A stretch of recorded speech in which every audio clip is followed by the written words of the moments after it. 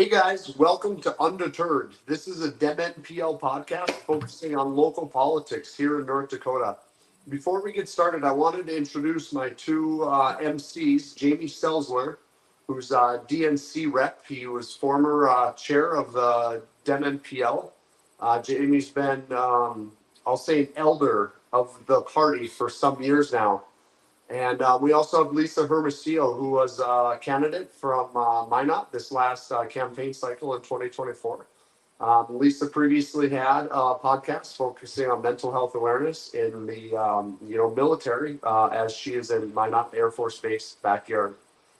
This first episode, we want to introduce ourselves. We have an amazing interview with one of my favorite representatives, Gretchen Dobervitch, out of Fargo. So we'll play that here in a couple minutes.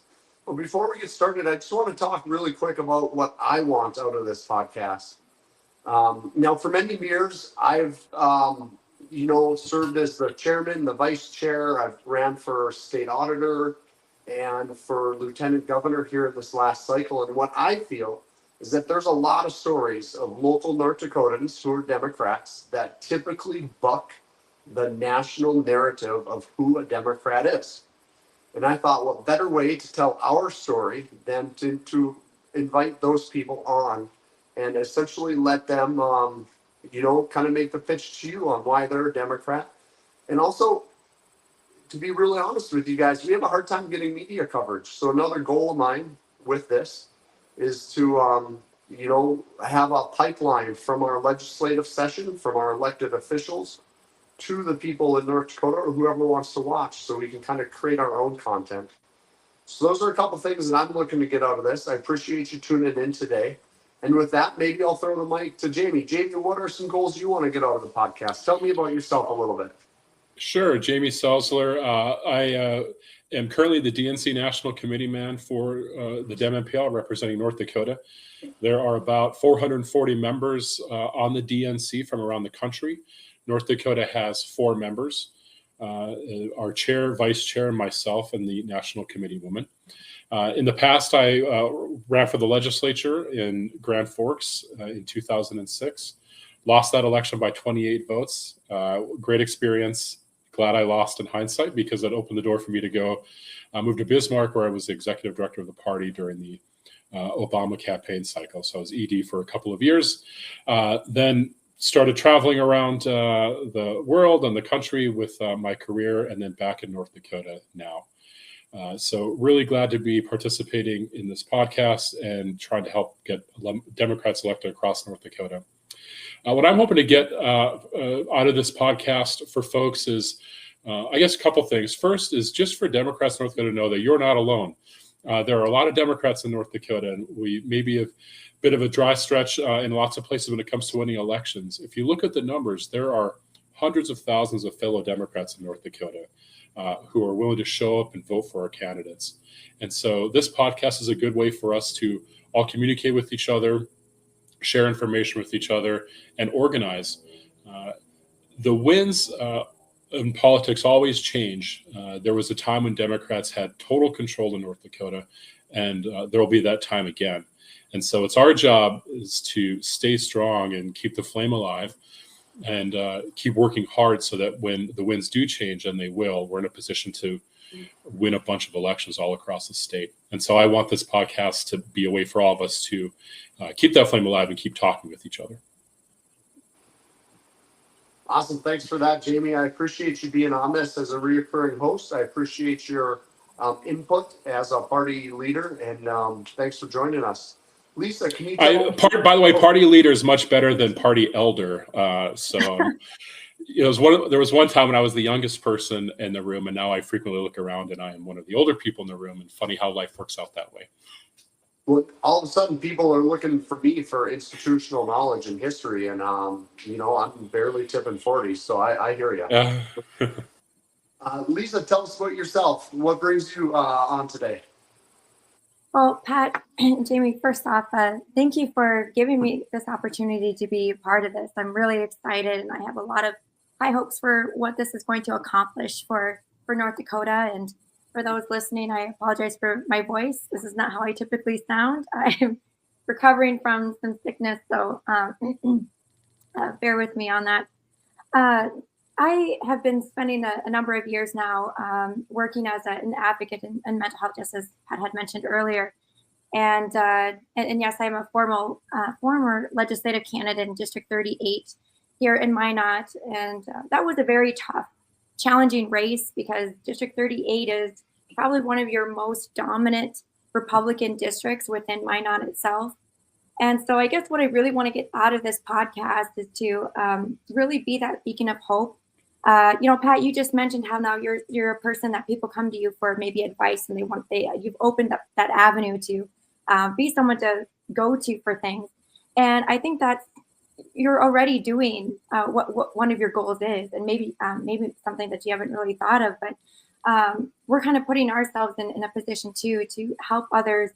I would really like to feature a lot of people that have run in races as well to kind of get their perspective and some of their feedback on how things went. But maybe this may also encourage other people to step into some of these roles, whether it's within the party, their district, or become a candidate themselves.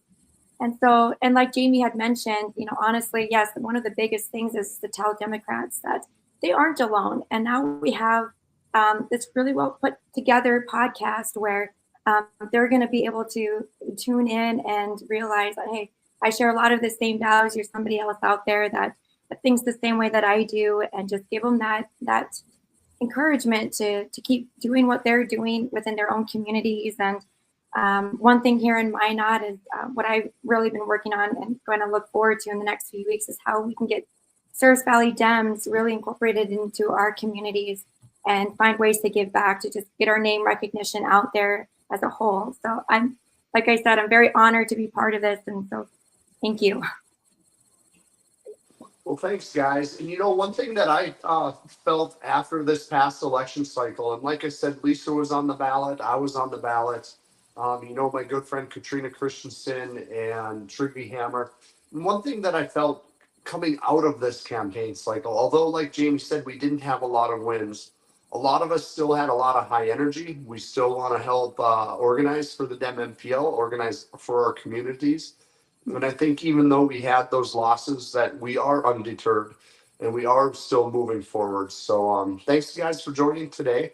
Our next interview, we have, like I said, my good friend Gretchen Dobervitch is going to talk about session and give us some highlights and lowlights of what she expects, and also some ideas on how you can participate remotely with session, whether that's submitting testimony online, whether that's coming to Bismarck and submitting testimony, or just experiencing what they do, because it is all streamed on the legislative website. So stay tuned for the interview. I appreciate you guys sticking with us, and thanks Jamie and Lisa for coming in this morning. All right, so I'm here with Gretchen Dobervitch, and we wanted to talk about session 101 as we're coming into the 2025 legislative session. Now, for those of you who don't know, what is legislative session? When we say that word again and again and again, what does that mean? Yeah, so it's when the elected legislators, the folks that North Dakotans want making state level decisions for them, come together in Bismarck at the state capitol.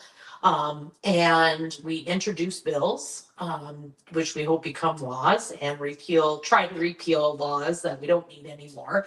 And some unique things about session in North Dakota is that North Dakota's legislature only meets every other year. So the only way we can be called back in for a special session is if the governor calls for a special session, and or of a vote. And so if something happens in the second year of what's called the biennium, we can't come in and address it. Sure. But we're also not working during that year. We have interim studies that are going on where we're studying issues that are important to North Dakotans to decide how, from a policy standpoint, we should address them, what they might need for appropriations or funding to make them happen. And also unique is that we're limited to 80 days.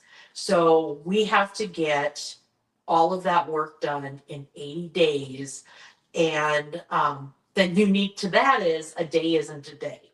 So, for example, it only counts as a legislative day if we gavel in. Okay. And today we didn't gavel in, so jokingly today is day 1.2.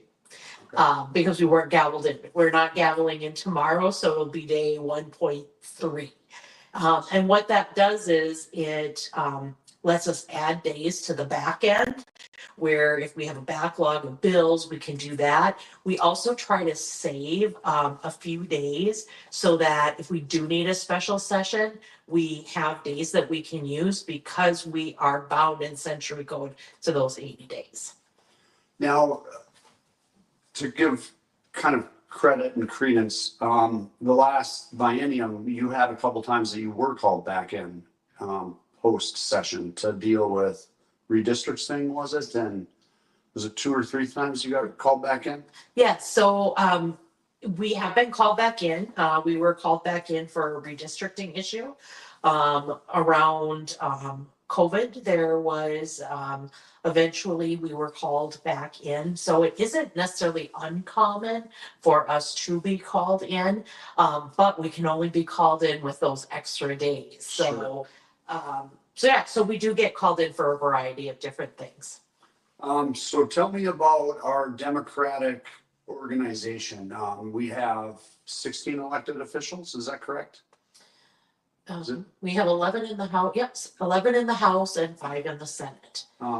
So who are we talking about? Who are we watching this cycle?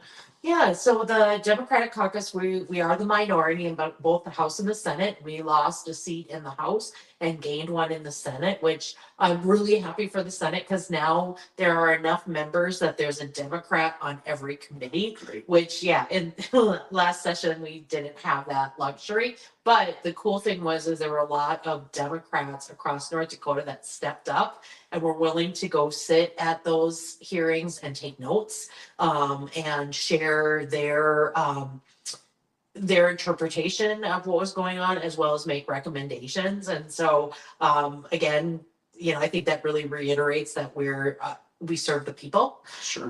and that there is work for all of us. Everything doesn't happen because someone's an elected official. Things happen because all of the Dem-NPL across the state get together. So 5 folks in the Senate. So Representative Kathy Hogan from District 21 in Fargo is the chair, the minority caucus leader. And sadly, Representative Josh Boucher from Fargo was elected to the Senate, and which is great. It's a wonderful opportunity. And thank you so much to Merrill Pepcorn for stepping up and running for governor on the ticket with you. Yeah. So his seat was vacated for that. And so Josh moved over, and he is the assistant minority leader in the Senate. And then Ryan Braunberger from District 10 in Fargo is the caucus leader. Also exciting, Richard Marcellet, Senator Richard Marcellet from District 9 which is the Turtle Mountain and Spirit Lake Nations, was reelected. He was off for a biennium, but he is back, so that's very exciting. Great. And so he is seated, and then there is the senator from my district, District 11, Tim Mathard. Great. So how about the House? What are we looking at in the House? You got a big list here. I do, because my memory's not always all that great. So we have folks on every committee in the House, with the exception of one of the Appropriations Committee, and I'm not gonna lie, I'm a little salty about this. Okay. There are 3 Appropriations Committees. The first one is Education and Environment. And Carla Rose Hansen, this is her second session on that committee. And that's great because that's funding for K through 12, higher education. So she's a fantastic advocate. And then in human resources, so that's all of our health and human resources, or Health and Human Services things. Elisa Mitzcock from Richland County is the Dem-NPLer on that committee, and Elisa has been on that committee for several sessions and has outstanding working relationships within not just that particular section of appropriations, but with the whole appropriations together. So really excited about that. But then the third one is called government operations, and we as a party do not have a seat on there.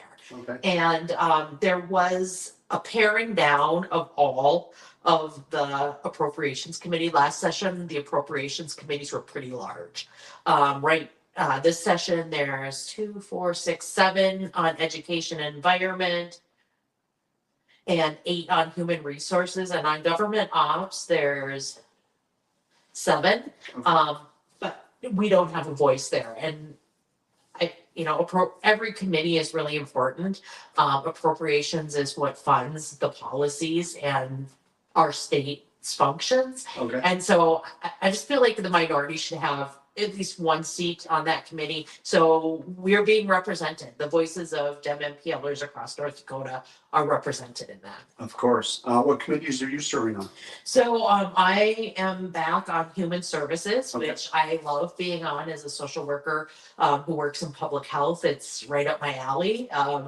And I'm back on the ag committee for my second committee. And I have flip-flopped between ag and transportation since I started in 2016.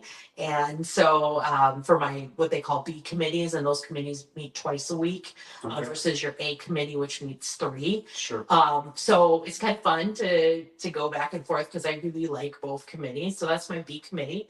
Our education committee on this session, I'm really excited to have 2 people whose background is education. So Representative Lori Beth Hager from District 21, and then my super cool seatmate, Representative Liz Conmey, is on there. Lori Beth's background is in higher ed, student counseling, and Liz Conmey's is in communications education. Okay. So got some great legislators with lived experience there.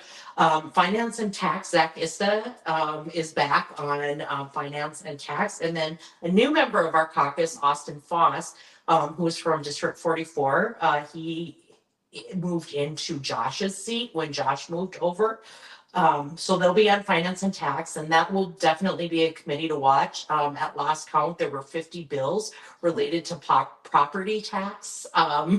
Property taxes, which I don't think they're all going to pass, but it's that's a hot issue with North Dakotans, as it should be. And the governor, and if you listen, I don't know, Pat, if you listen to the governor's speech, the State of the State the other day.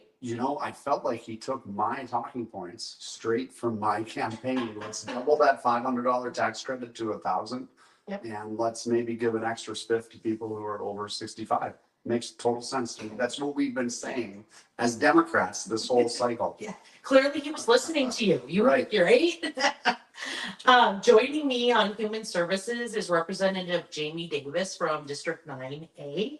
And this is her second session on human services. And then IBL, which is industry, business, and labor, Lisa Finley DeVille from 4A, which is the MHA Nation, is on that committee. And then Colette Brown, who is a new member of our caucus from 9. Colette is from Spirit Lake Nation, and she is on there. And judiciary, Mary Schneider is back on judiciary, which is great. The Dem-NPL has a member of our caucus who's an attorney, and we have her on judiciary. She is one of 2 attorneys that sit on our judiciary committee in the House, the chair being the only other one. And so having that background is really, really good. And then for our B committees, like I said, I'm on agriculture. Mary and Colette are on government and veteran affairs. Liz and Austin are on energy and natural resources. Jamie and Lori Beth are on political subdivisions. And Lisa Finley DeVille is on transportation. Okay. You'll notice I didn't name a B committee for Zach. Zach is our minority caucus leader. And so not being on a B committee gives him 2 days to focus on all of the work that goes with leadership. And as you mentioned before, I am our assistant leader this session, and Jamie Davis was elected again to be our caucus chair. Okay. Well, no, thanks for that. It's funny how much I know about the electeds and how I feel like I have a relationship with all y'all, but I can never remember what committees you're on for the life of me. I brought a list because I don't remember. Is that list something that we can put up on the screen? Is that Yes, absolutely. Yep, it's public. You can go to the Legislative Council's website and click on the committees and see where we are, or click on us as you're elected and find out what committees we're on, and also a little bio on us and what bills we've introduced or co-sponsored. So if you're a bill watcher. I got to introduce you several years ago. I don't know what for, but I thought I better do my homework. What kind of bills did Gretchen introduce? And your bills are the best every year. But what are you gonna introduce this year? Do you guys introduce 5 a year? Is that still a thing? So some of us introduce 5, some of us introduce more, some of us introduce less. My rule of thumb is usually 5, because we are a small caucus. We have a pretty big lift, like the workload is pretty heavy, and you want to do due diligence to your bills, but you also need to be in committee and casting votes for the people that you serve. And so it's kind of a fine balance between there. And for me, I have found that sort of my sweet spot. So every session I introduce the bill to move HIV out of criminal code into public health code. Okay. And I don't expect it to pass, but I continue to introduce it because I truly believe that it should sit where all other infectious diseases are.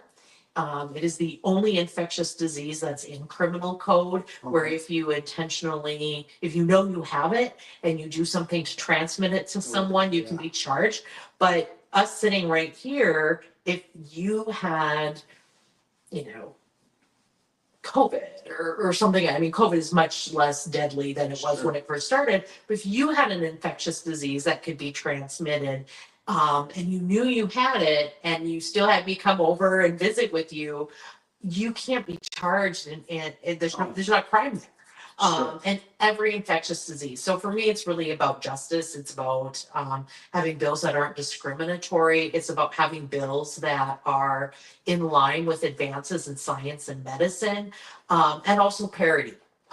There is no parity in one being a felony and the other being an infraction.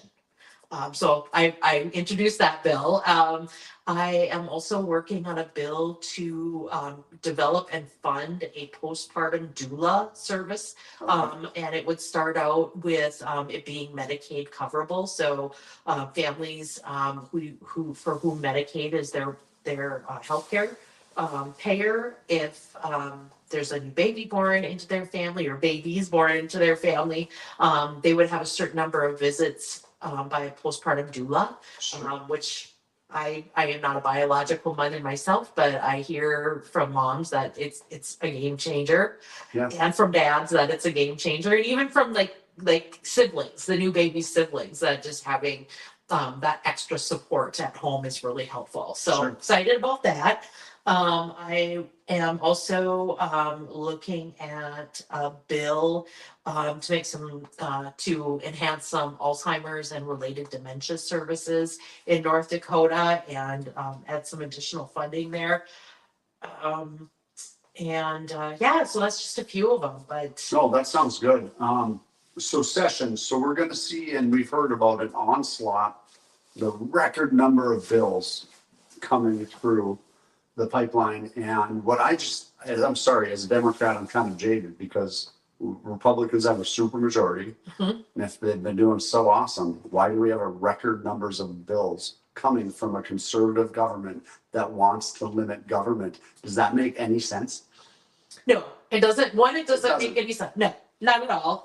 And two, We have 80 days, Pat. Yeah. 80 days. And we are now over 1,000 bills. Sure. And so there's also a lot of discussion about do we need to take legislative action to limit the number of bills? And there's a lot of different ideas being tossed around.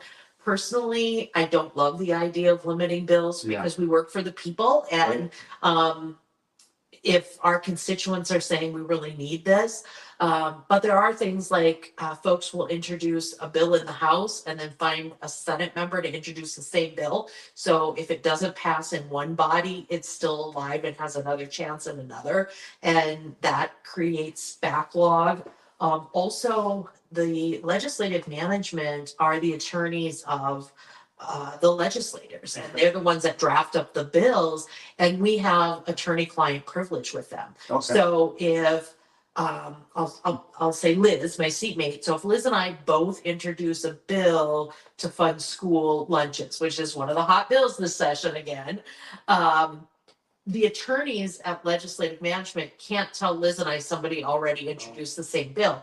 So there's also that issue of you only know what you know, right? So there's overlap. So could we create something there? In a lot of states, if your bill fails in committee, it doesn't go to a floor vote. Okay. But in North Dakota, if a bill fails in committee, it goes to the floor still. Okay. So there's a second chance to get that bill to pass. I don't want to take that away Sure. because, especially being a minority member, we have committees where we have no vote, and we have committees where we only have one vote. Sure. And at the most, we have 2 votes out of sometimes up to 10 or 13. And so in the minority position, that helps us have that opportunity to put a different perspective on those bills. Okay. So I hate to see that go away too. So I don't know what the answer is other than, be responsible and thoughtful about what you introduce, and, talk to your colleagues and make sure others aren't introducing the same thing. I think collaboration and respect for, what each other's doing seems pretty basic again. Right. But I guess we're the minority. We're the minority.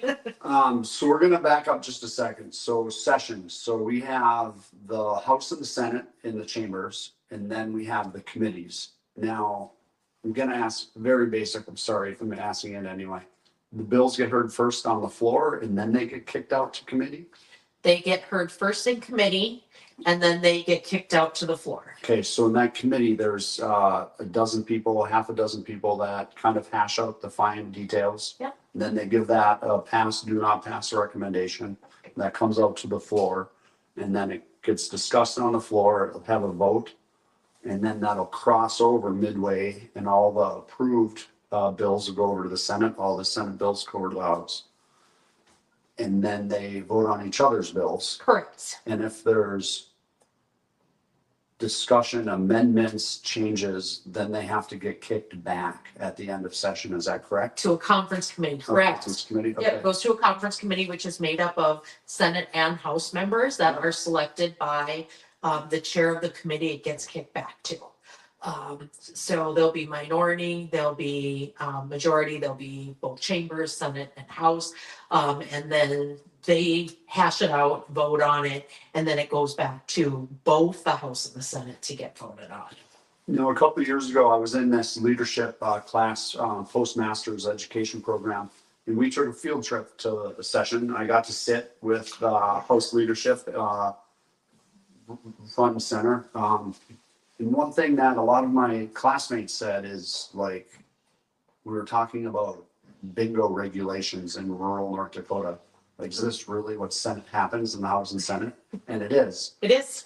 But also, is there like an ebb and a flow? I don't want to say important or unimportant. I imagine that as all the bills get pushed forward and pushed through, there's fiscal notes attached to them. And then at the end, the agency budgets are kind of last to be discussed, because all of the bills up to that point will change that budget going forward. Correct. Okay. Yep. So how do people pay attention to session? If I'm in Anamoose, North Dakota, or West Hope, and I can't cruise to Bismarck, how can we ask people to be engaged with our electeds and also what's going on committees? Is there a virtual option? Can they zoom in? Yes, there are actually quite a few different options. So you can go to the legislative legislative council's website. Okay. And there's a calendar there where you can look and see the different committees and click on them, and they are live streamed. Okay. So everything we say and everything we do, you can literally watch it from your home or your office or wherever you happen to be. And that goes for every committee and for floor sessions. Okay. You can also, a lot of cable TV companies cover the House and Senate floor sessions. So, like my parents will have lunch and turn the TV on and watch the House floor session. Sure. And so you can always do that. That's an option as well. Because it's live streamed, you can have them on your phone. Sure. And also, we really want our constituents to come and visit us. So if you're in Bismarck or you want to make a trip to Bismarck, let us know. Either let me know you're coming, or you can just show up, and you can come and sit on the floor with us.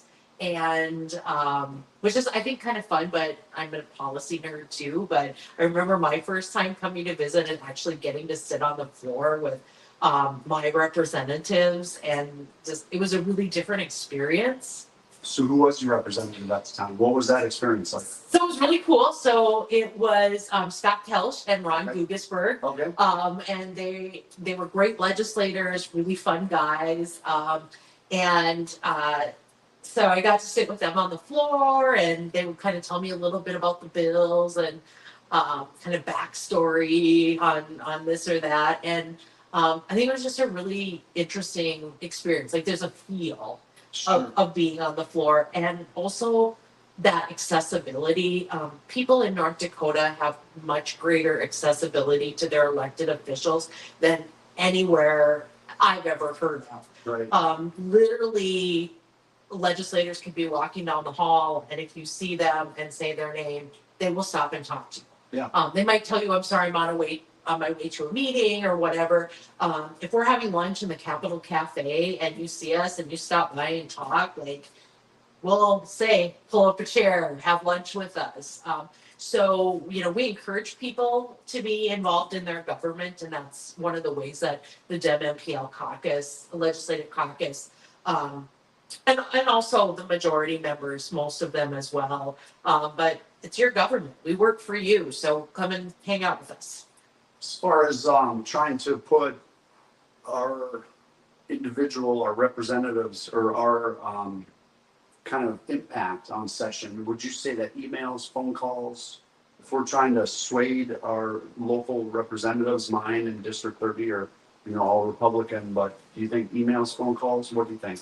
I think they're all great. Any bill that's being heard, anyone can introduce legislation, or can provide testimony in support of or against online. And on Legislative Council's website, it talks you how you can do that. So, for example, this afternoon, there was a bill in the committee I was in that someone was opposed to, and they live in another part of the state. They typed up a letter, attached it to the website, and they didn't physically have to be there, and we were able to read it. So I think that's really cool. Yeah. There is the ability to testify remotely. Okay. The thing about that is it's up to the discretion of the committee chair. Some committee chairs love it, some committee chairs don't. So it's kind of a crapshoot, whether that's going to happen or not. I love getting letters. I love, getting emails, phone calls. You know me, text messages always the best way to get a hold of me. But they all matter. And what matters is when we get lots of them, because the bigger the noise, the harder it is to ignore it. And so on really important issues, if folks reach out, we do listen. We do read them. We do listen to the voicemails. I'm not always prompt at returning emails. It doesn't mean that I haven't read them. It just means we get inundated with communication, and it's really hard to keep up in addition to everything else you have to do. You know, last night I probably worked for 5 hours last night after I got home from working at the Capitol, which, please, I'm not complaining at all. It's just, you have 80 days to do a lot of work. Sure. And so something always has to give. So I always tell people, just because I didn't respond right away doesn't mean I didn't read it, and doesn't mean I didn't consider it in how I voted.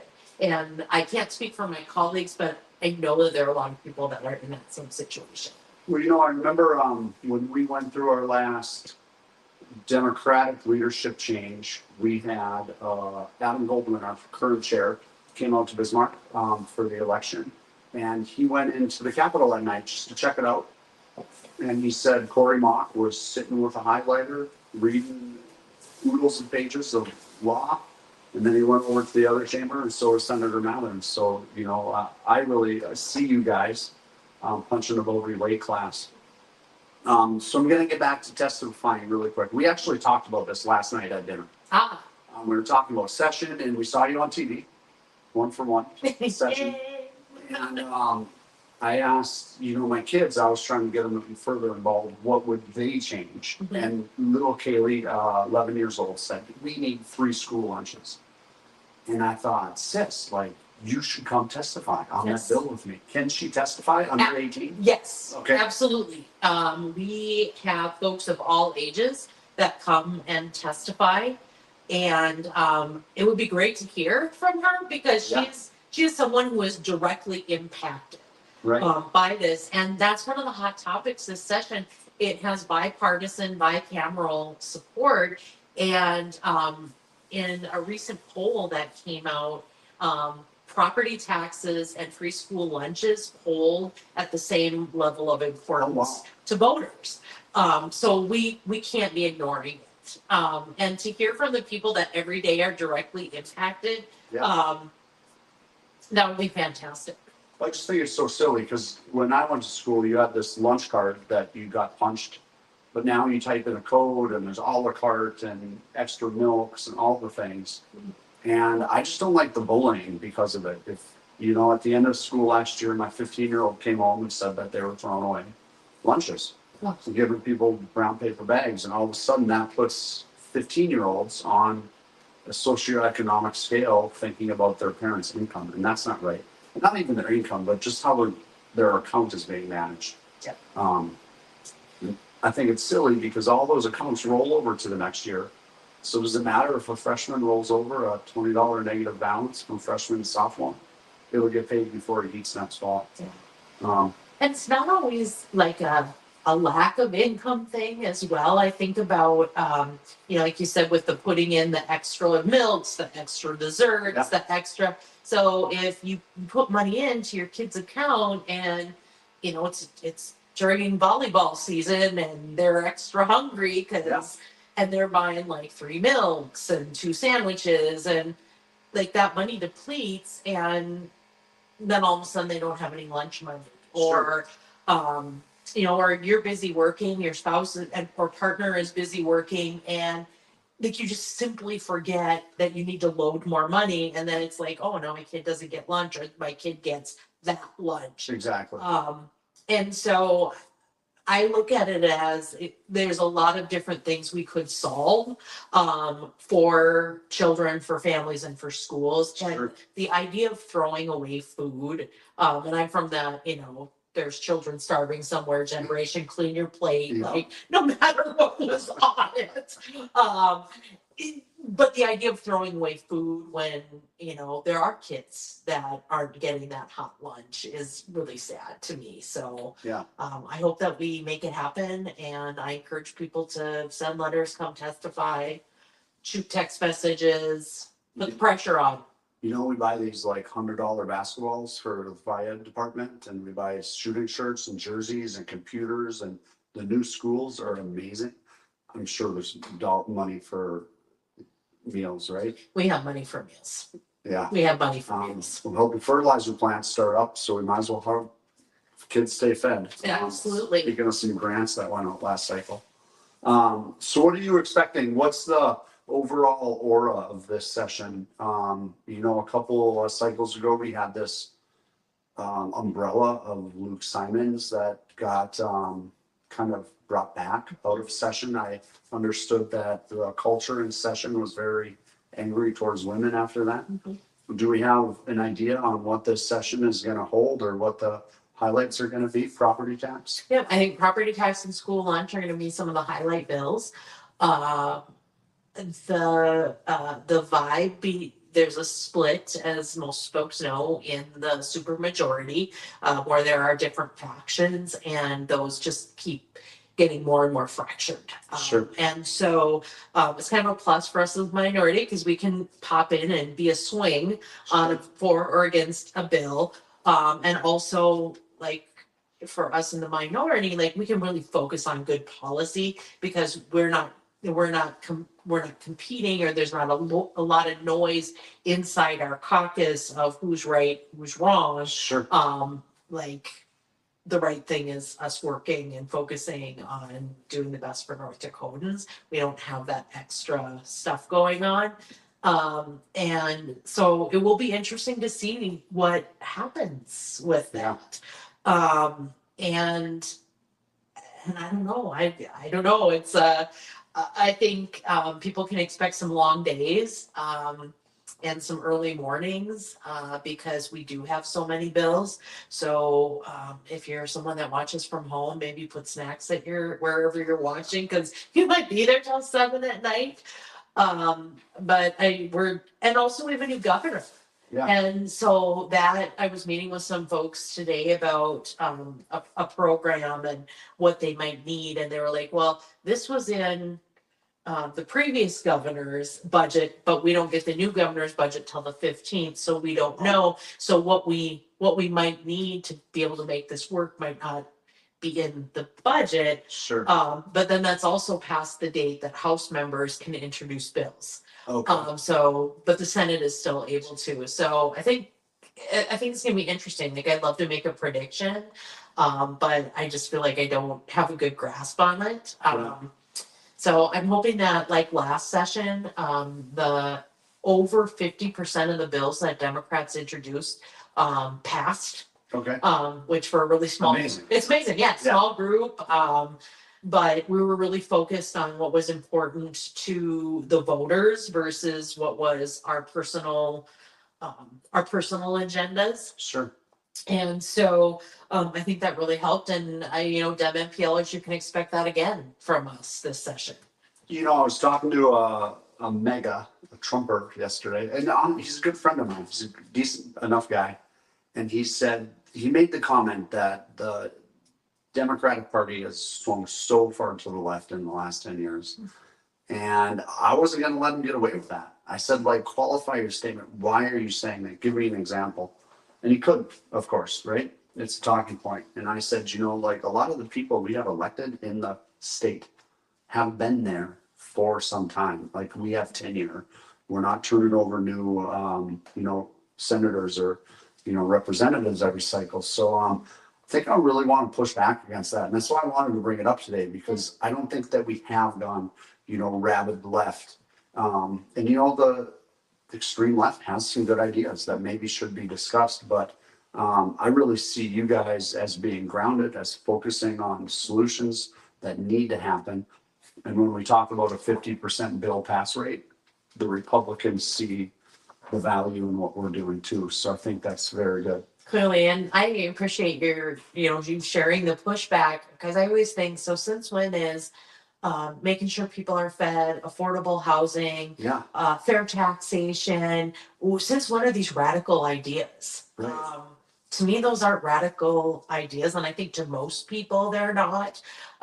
It's the rhetoric. Right. It's, the news is a lot of talking heads now, and people don't always distinguish between what is journalistic reporting and what is talking head, my opinion on something. And I think if we differentiated those things, you're right. Like what is perceived as the far left is not really out of line.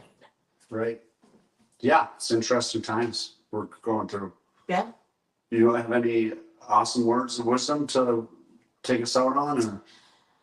I think just participate, be Yeah. part of your government. Like, it's your government, you elect the folks that are there.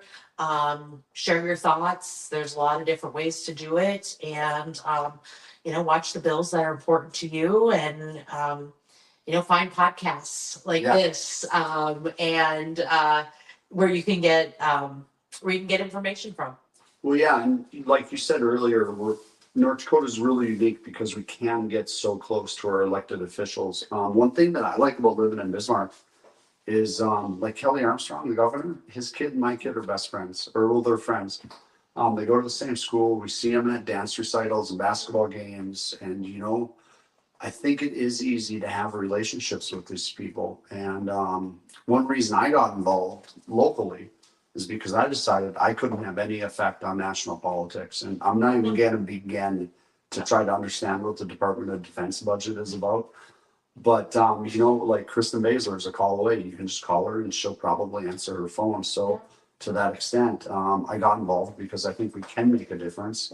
And, since then I've gotten to run the party and be the governor candidate, and I got to go to national convention. Yes, it's such a great time. Yeah. That's another thing. Go to national convention if you get the opportunity. It's a really incredible experience. Yeah. Well, I appreciate you coming, and I guess until we see you again, thanks for spilling the beans. All right. Thanks for having me on. All right. Well, I appreciate that time I was able to spend, like I said, with my good friend Gretchen from Fargo, House Rep, and she's been in for a couple cycles. So I really think that her input, kind of giving us a rundown on session 101, if you will, was valid. And I hope that you guys can participate remotely wherever you are across the state. One thing that I think that we're going to see this cycle is the two things that I'm looking at. I'm looking at what's going to happen with property tax. All summer on the campaign trail, that was the number one thing I was asked over and over and over again. And it's strange because we do have this $500 property tax credit. And my running mate, Meryl Pepthorne, actually brought that idea forward. And then it was regurgitated from a Republican before it was passed last cycle. So that $500 tax credit came from the Democrats. And all cycle, when people were asking me what my solution was to property tax, I said, I really like this credit. Let's double it. Let's do $1,000. And in Kelly Armstrong, my opponent, in his initial State of the State address, that's exactly what he said, to double that credit to $1,000. So I just want to bring that up because also last week I was talking to a good friend of mine that said that the Democrats have continued to move left. And I said they haven't. We're unfortunately, compared to the West and the East Coast, you could almost say we're Republican light here in North Dakota. But we do have a lot of those same values. So I just wanted to highlight that as an example of a policy value that both governors pushed. And, I'd like to think that Kelly got that idea from me all summer campaigning on it. The other thing that I'm going to watch this session is I think there's going to be continued tax on our public education system. I think we're going to see vouchers get hit again and again and again. And, I'm not against the religious morality. I'm not against teaching religion. I think that it really brings communities together. I think people have a sense of community in their religion. And I do appreciate that. I do see the morals and values that are taught. However, I think that we have a really good system in place to teach those at the church. And I'm not at all saying let's, not teach the 10 Commandments. People want to go to church and they want to learn about that, then they absolutely can. But I don't know if we need to pay with public funds people to get religiously indoctrinated, or if we need to pick one religion to post on 10 Commandments on the wall in all the schools. So I'm really worried about that. I'm really worried about vouchers going to private schools. So those are kind of my issues that I'm going to be watching this cycle. Jamie, have you heard anything? Do you have any heads up on the session that's coming up? Any of these bills? Yeah, I think that there's what I want to see and what I think we will see. What I would really like to see is something for childcare coming out of this session. Our state has a huge amount of money and has a childcare crisis. where there are not enough daycares, or not enough childcare providers, or not enough folks working in those roles, and the good people who are in those jobs just aren't getting paid enough, and don't always have the benefits that they deserve. So I'd really like to see this session real action happen that kind of builds up our childcare system in North Dakota, and probably start looking at, not just childcare, but some of our elder care issues as well, where I think we are going to start really suffer from population issues where we just don't have people working in the healthcare industry. So I'd really like to see something like that coming out of this session. I think what we will see is the Republicans just not being able to help themselves when it comes to some of these social issues, whether it be bathroom bills or any sort of social type issue that really doesn't affect most people's day-to-day life, like property taxes or childcare or school lunches or things like that. The Republicans in North Dakota have, because they've had such majorities for so long now, they just don't think the rules apply to them anymore. And so they're running crazy ideas that weren't successful before. They won't be successful this time. There are members of the House Republicans and senators who have been in trouble legally. You have one who was convicted of a misdemeanor for self-dealing using state funds to make money. You have another who's been arrested and verbally attacking police officers. And they're still there. And the Republicans are unable to put any sort of stop to some of that corruption and some of those issues. So I'd like to see good work coming out of the session. I'm sure we'll see something with property taxes that will be effective. But a lot of that's going to be drowned out by Republican inaction on those issues and focus on social issues and continuing to be a party of corruption in North Dakota. I don't think that's going to stop this session, and probably is going to end up getting worse, unfortunately. Yeah. How about you, Lisa? I first want to say that I thought that interview with Gretchen was really, really well done. I thought it was very informative, especially because you never know what listeners that are tuning in, where they're kind of at and what they know, how the legislation works, especially now that we're in session. So when she's talking about, they have 80 days and they've got over 1,000 bills that have been introduced, it just kind of, to break it down for people, I think was very helpful, because when you kind of have that perspective, people get kind of frustrated with like, why isn't anything getting done? But once they hear a little bit more of that information and details, they just have a little bit more of understanding. You guys have both touched on some of the things that I was going to bring up as well. Childcare, again, that's a crisis everywhere. We're seeing that here at the base as well. And people would typically think that should be so well funded. Well, it's not, and we're still seeing 6 to sometimes 8-9 months of a wait list and time frame for people to get childcare that they need for their families. One thing that I'm kind of hoping, or I'm going to definitely keep an eye on, is the Ethics Commission. When we're talking about, Jamie, you hit the nail right there. When you have all these complaints coming through, and it just seems like nothing's really being done about that. How do we, both sides want to talk about accountability, but here we have a committee that is focused and there to take care of these issues, and to see the backlash on that, to try and take away less of their ability to address those properly, really concerns me. So it'll be kind of interesting to see where that goes. But then, yes, the other one that I was going to touch a little bit on as well was the 10 Commandments thing as well. And Pat, I agree 100%. I have nothing against religion, and but I do feel like at some point what just kind of distinguishes schools from church to government is all getting really kind of becoming an overlap, and I think that can be dangerous in a lot of different ways.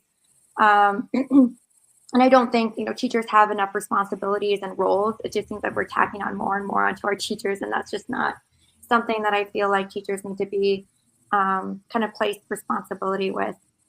But those would be some of the things that I'm kind of looking at it. And then, of course, me being mental health advocate, there have been an increase, it seems, with a lot of these crimes, with people getting let out too early, going back and reoffending again. I would like to see a lot more bills introduced on protecting domestic violence, victims of domestic violence, child abuse. I think sometimes that just kind of, I don't want to say it gets overlooked, but I just feel like there needs to be stricter laws when it comes to that. Because if you take care of mental health, it takes care of a lot of other issues that stem from that. Agreed. Yeah, it'll be an interesting session to say the least. Jamie, I really want to touch on something you said about the corruption. And, you know, it's interesting when I started paying attention to politics, especially here in North Dakota, I didn't realize it was as bad as it is. And the longer that I've been paying attention to it, I cannot believe that more isn't done to stem the corruption in the Republican Party. You know, you had people that got dismissed from their jobs, tax commissioner. You've had people that have had, you know, multiple DUIs, and, you know, those things happen, but it seems to be a reoccurring thing. And when you talk about what happened up in Grand Forks with trafficking minors across interstate lines, international travel on the state dime for those things, you know, when you talk about Nicholas Rios up in, you know, northwest corner of the state, and Jason Doctor here in North Dakota, the longer you pay attention to it, the more astonishing it is that it's not being taken care of. And I really think that there's a dereliction in Republican leadership, because the name just keeps getting tarnished again and again and again. And I think one of the reasons that they keep getting reelected is because there is 16 months from election to session. So a lot of these things get forgot about by the time that the ballot box is open.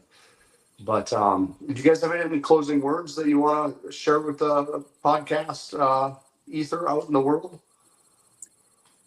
I would just add what we have talked about. I just encourage everyone to stay involved. Take a couple minutes, maybe not every day, but take initiative to go onto the website, look up your representatives and your senators, and just stay up to date as much as possible. And that's what we're here to do too, is to help that. But just do what you can to for yourself and for your family to stay as involved as possible. And there's so many resources out there, and I believe Pat is going to we're going to have some links as well to what you guys can have access to, so that you guys have that as well. Absolutely. Yeah. Go ahead, Jamie. And then I would just add, you know, talking to Democrats across North Dakota, certainly since the election, there's a concern that and Pat you touched on this, which is that there's sort of this national brand of Democrats, and it's really hard for our folks running here in North Dakota to run against that, or to not be kind of pigeonholed into what a national Democrat is, when we're running people who are North Dakota Democrats. And so we're well aware that there's an issue, and it's not affecting just North Dakota. It's affecting rural parts, you know, red states everywhere, but even rural parts in states that are traditionally Democratic, where they're still struggling even in those corners of those states. And so, you know, I can promise you that your representatives to the DNC, we're working on this. We're going through an election process right now where we're vetting our next chair and vice chairs. This week I'll be in Detroit for a debate. And, you know, the question that I got to ask in advance that will be asked during the debate is if we're going to put rural members on the DNC to represent and speak for rural issues specifically, because there are voting members representing all groups, and that's fair, but there are no voting members specifically representing rural issues. And so I'm asking our chair candidates to commit to doing that coming out of this next election for the DNC chair. So we're advocating for this to try to change what the national brand of Democrats looks like. And so we're more than just a party that is in opposition to the president, but instead a party that has our own beliefs and ideals and advocates for those and gives voters a true alternative. And that's what we're working on. And I'm excited to keep doing some of that work. And as we do this podcast every week, I'll share what I'm learning on that front and what kind of changes that we're seeing nationally. Well, thanks, Jamie. Thanks, Lisa. Thanks, everyone, for tuning in for episode 1 of Undeterred, a Dem-NPL podcast. You guys make sure you like and subscribe. And, you know, until we meet again, I appreciate your time.